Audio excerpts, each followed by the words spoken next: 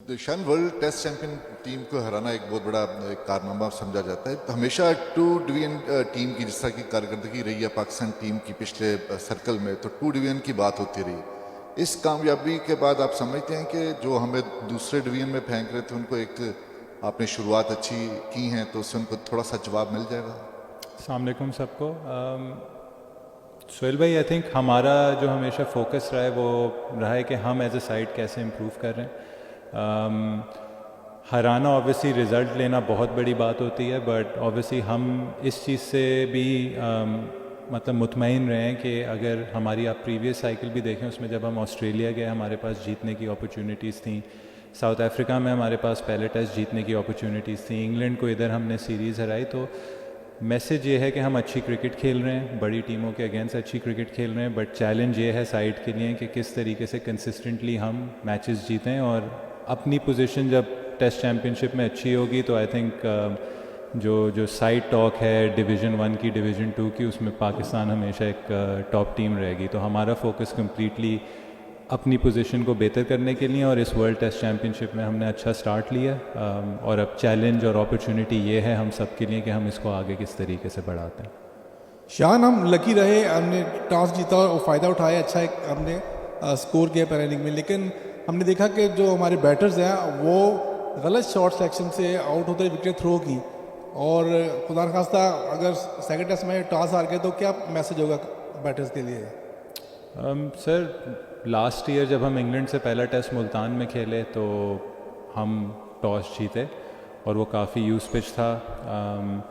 उसमें इंग्लैंड ने जब मैच हम जीते तो कहा था कि इंटरेस्टिंग होगा, हम देखेंगे कि जब अगर टॉस पाकिस्तान टीम हारती है या वो टॉस जीते हैं तो इंटरेस्टिंग होगा कि मैच किस तरीके से फेवर करता है। तो देखें, टॉस ना हमारे हाथ में ना साउथ अफ्रीका के हाथ में।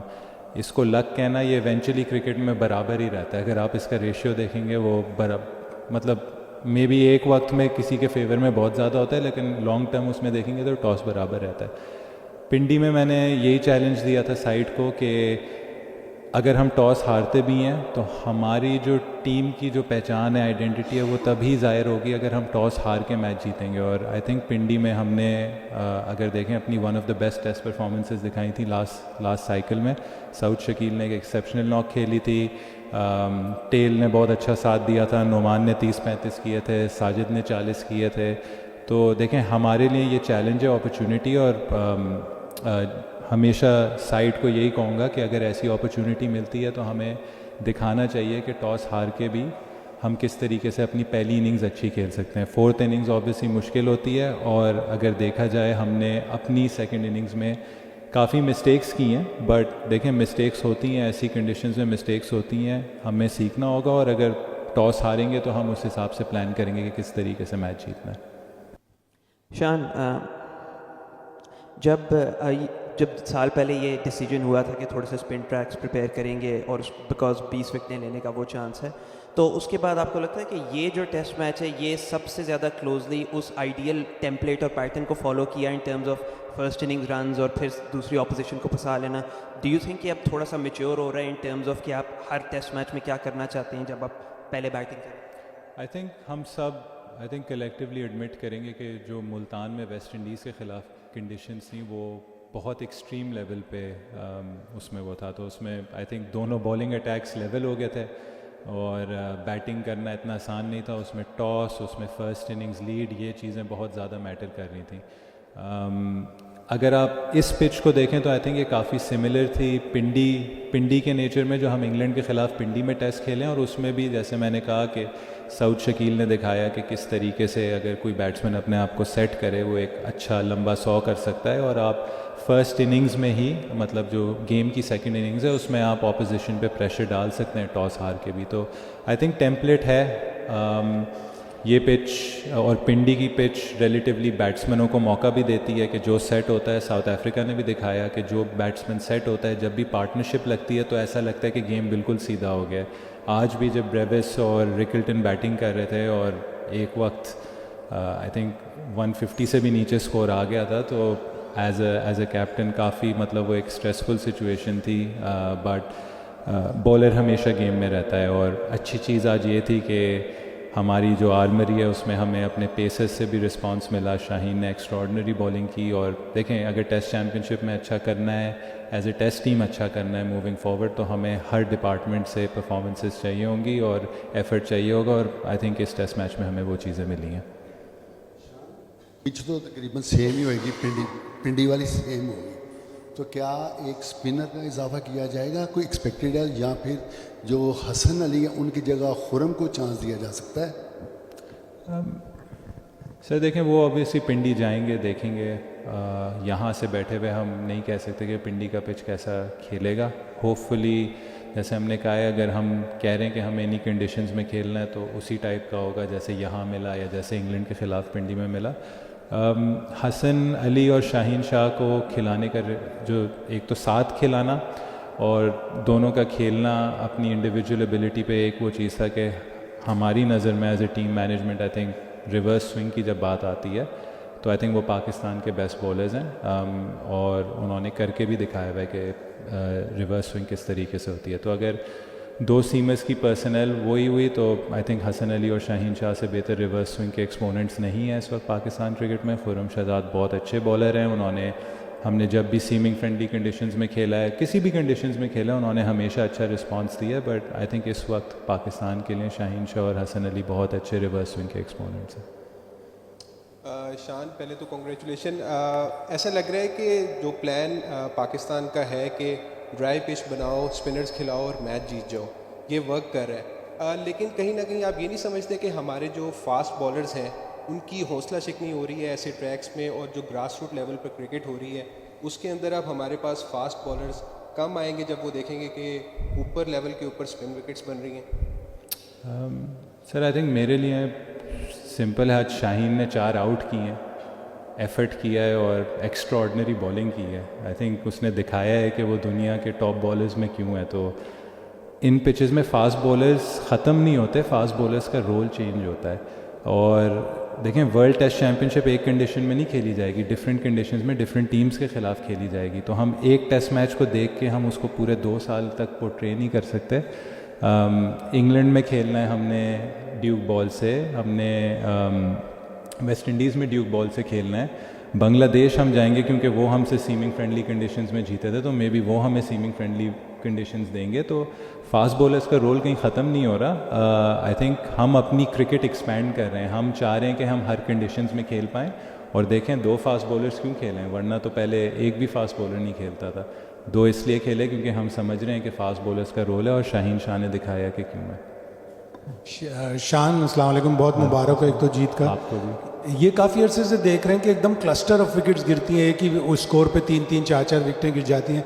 ये क्या होता है? ये ओवर कॉन्फिडेंस होता है कि 109 की बड़ी लीड हो गई है, या पहली इनिंग्स में हमने स्कोर कर लिया, दूसरी इनिंग्स में क्यों करें?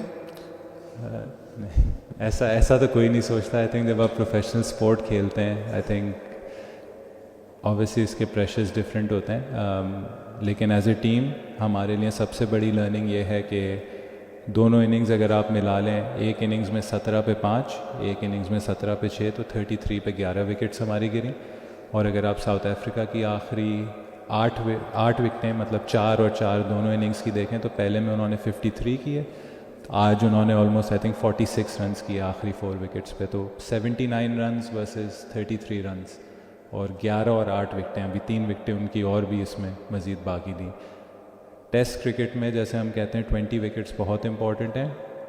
आप नंबर 1 टेस्ट साइड्स जो भी निकालेंगे ओवर द पास्ट ईयर, से वर्ल्ड टेस्ट चैम्पियनशिप में नहीं, उससे भी पहले उनके जो लोअर ऑर्डर है उन्होंने हमेशा सबसे ज़्यादा रन्स किए होंगे। तो आई थिंक हमारे लिए अपॉर्चुनिटी है, हमारे लिए चैलेंज है, और ये हम बार बार इस चीज़ को एम्फेसाइज कर रहे हैं कि हमें एटलीस्ट इन कंडीशंस में चलें, आप थोड़ा सा मार्जिन दे सकते हैं, लेकिन अगर साउथ अफ्रीका भी 50 रन्स कर रहा है तो हमें भी उस चीज़ को मैच करना होगा, क्योंकि 79 और 33 रन्स में 50 रन्स का ऑलमोस्ट फ़र्क है, और 3 विकेटें भी अभी हमने ज़्यादा लूज़ की हैं उस फेज़ में। तो ये चीज़ ऐसी है, हमें इस पर काम करना होगा, ताकि ये जो रन्स का जो डिफरेंस है ये जितना कम होगा उतना हमारे लिए आसान होगा। ये 109 रन्स की लीड में भी 150 रन्स की लीड होती।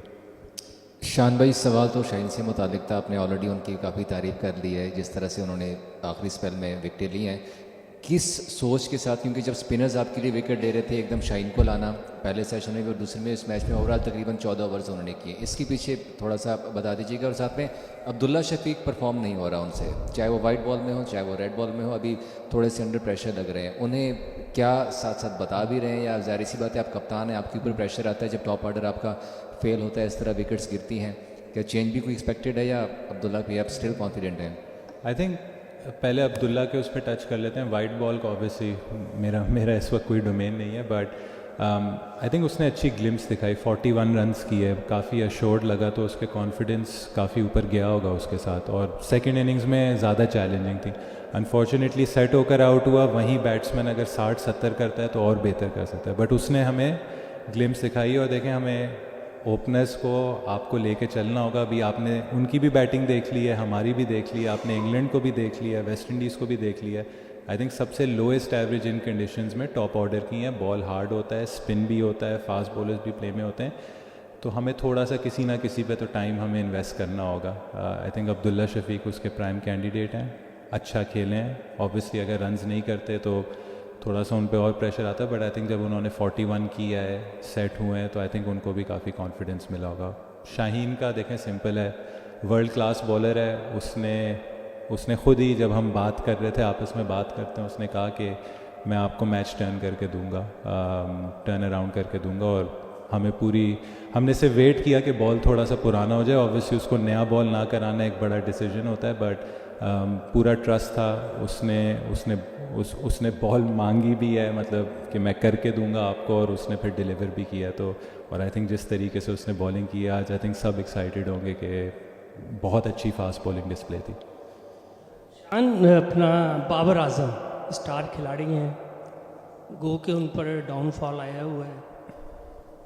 पहली इनिंग्स और दूसरी इनिंग लोगों को बहुत तवक्कात थी, अगर आपने वॉच किया हो तो पब्लिक उसी को देखने आ रही थी। तो क्या आपसे कोई कोच की या आपकी उनसे कोई बात हुई है, क्या मसला है, क्या मसाइल है कि वो खेल नहीं पा रहे जिस तरह वो चाह रहे हैं? वजूहत क्या हैं, कुछ तो बताइए, कुछ तो बात हुई होगी आपकी बाबर आजम से इस हवाले से।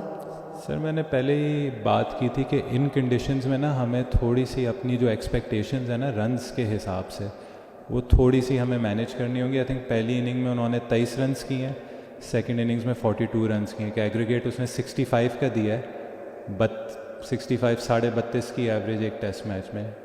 आई थिंक एक डिसेंट कंट्रीब्यूशन थी जी। जैसे अब्दुल्ला की मैंने बात की कि वो सेट होके आउट हुआ, बाबर को सेट होके एक बहुत अच्छा रबाडा ने रिवर्स स्विंग किया, मतलब बॉल थी और वो बहुत अच्छी अंदर आई, और अंपायर्स कॉल पे ऑब्वियसली इम्पैक्ट पे आउट हुआ। तो आई थिंक फर्स्ट इनिंग्स में भी अश्योरिटी नज़र आई। फर्स्ट इनिंग्स में जब वो अच्छा खेल रहे थे, 2-3 विकेटें साथ गिरी, उसमें उनकी भी फिर विकेट गिरी। और सेकंड इनिंग्स में जब वो आए हैं तो उन्होंने बहुत अश्योर्ड लग रहे थे, बहुत अच्छा खेल रहे थे, 42 तक वो लेकर गए थे। बट ऑब्वियसली कॉन्फिडेंस और बढ़ता अगर यही 70-80 होता। बट हम सबको पता था कि कंडीशंस इतनी आसान नहीं है। आज जैसे साउथ अफ्रीका के भी बैट्समैन हैं, 40 पे रिकल्टन आउट हुआ, 50 पे ब्रेविस आउट हुआ, तो कंडीशंस के हिसाब से स्कोर की एक्सपेक्टेशंस भी थोड़ी सी इसमें लो हो जाती हैं। इमाम सॉरी शान, कॉन्ग्रेचुलेशंस मेरे। तो दूसरा मैं पूछना इमाम पे ही चाह रहा था आपसे कि इमाम का क्योंकि कमबैक हुआ था 2 साल बाद, टीम में वापस आए थे, 93 उन्होंने रन्स किए थे, आपके साथ उन्होंने अर्ली विकेट जब गिरी तो पार्टनरशिप बड़ी ज़बरदस्त लगी थी। क्या बात हो रही थी आपकी इमाम के साथ उस दौरान, और इमाम को आप कैसे कॉन्फिडेंस दे रहे थे? देखें, आई थिंक वो मुझे काफ़ी कॉन्फिडेंस दे रहा था जिस तरीके से वो खेल रहा था, स्पेशली उसने स्पिनर्स पे जिस तरीके से फीट यूज़ की हैं। और मैसेज क्लियर था कि हमने ये कोशिश की कि इस पार्टनरशिप को जितना हम लंबा लेकर जा सकेंगे। और अगर आप डिफरेंस भी देखें तो पहली इनिंग में हमारी ऑब्वियसली बाकी विकेटें तो काफ़ी कम रन्स पे गिरी हैं, बट हमने 2 160 रन्स की पार्टनरशिप की हैं। और यही डिफरेंस था जो साउथ अफ्रीका ने आई डोंट थिंक कोई 100 रन्स की पार्टनरशिप जोड़ी। तो हमारा मैसेज सिंपल था। अनफॉर्चुनेटली उस वक्त मैं आउट हो गया, फिर वो आउट हो गया, बट रिजवान और आगा ने उस चीज़ को कंटिन्यू किया, उन्होंने 160 रन्स की पार्टनरशिप की। तो इस कंडीशंस में यही मैसेज था। और इमाम बार बार हम एक दूसरे को यही समझा रहे थे कि जितना इस पार्टनरशिप को हम आगे लेके जा सकते हैं हम लेकर जाएंगे। और अनफॉर्चुनेटली जितना अच्छा वो खेल रहे थे वो 100 डिज़र्व करते थे, बट उनके कमबैक के लिए बहुत खुश हूँ। और जिस तरीके से आके उन्होंने ऑब्वियसली रन्स का तो उन्होंने ढेर लगाया हुआ है, बट जो उनका इस वक्त कैंप में जो एफर्ट था, जो एटीट्यूड था, स्पॉट ऑन था, फील्ड में बहुत अच्छे लग रहे हैं। और आई थिंक पाकिस्तान के लिए बहुत ही अच्छा साइन है कि जब टॉप ऑर्डर में से आपको इस तरीके से कंसिस्टेंट रन्स मिलते हैं.